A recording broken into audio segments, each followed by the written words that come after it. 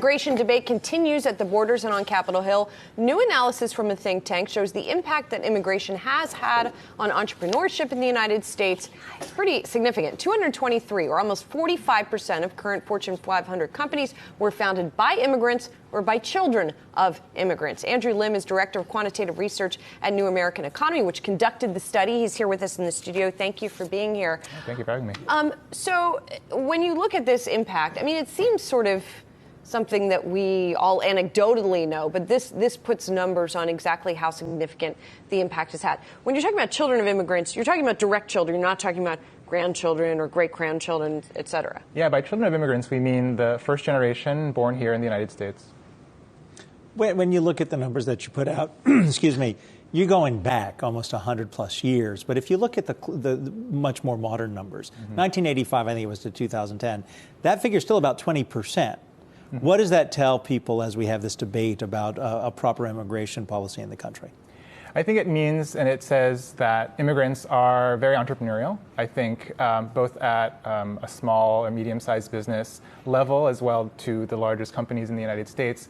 Research shows that immigrants are more likely to start their own business than U.S.-born people.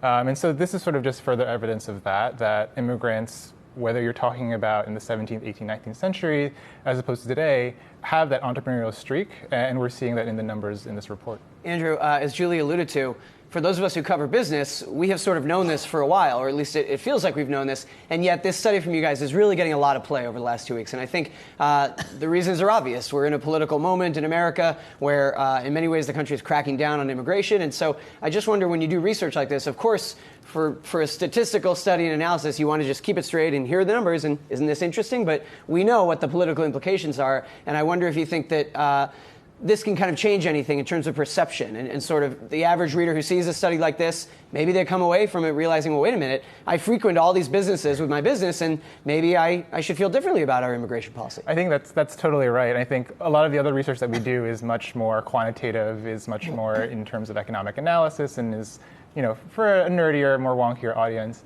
But this study in particular gets a lot of attention because it's household names: Levi Strauss, Estee Lauder, Bank of America. These are everyday names in people's lives, and I think that sort of connection to this immigration debate we're having today is really important. Not to mention Google, Amazon, sure. Really significant companies for the economy.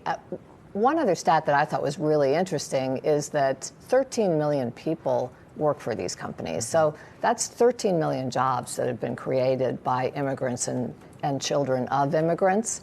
Very hard to think about how you would make that up. To be fair, the organization, New American Economy, is an advocacy organization pushing for comprehensive immigration reform. So we should couch the study in those terms. I would ask, if I'm playing devil's advocate, do we know if all of those immigrants, for example, entered the country legally? Because I think critics of or people who are advocating for immigration reform on the other side would say, well, we want legal immigration, right? We want it done in the correct way. Well, if you look at the history of the United States, the idea of legal, not legal immigrants is very recent. So it's kind of hard to compare. It's not apples to apples. Before the Second World War, before the 1920s, there really wasn't an immigration system as we know it today. And so when you hear that kind of line of argumentation, it's kind of difficult to compare the two. There was very little stopping people in the 1800s to just show up on our shores and start a new life. And so I think that's the main difference that you would point out from today versus the past. Okay, Andrew, thank you for coming in. Andrew Lim is Director of Quantitative Research at New American Economy. Thank you.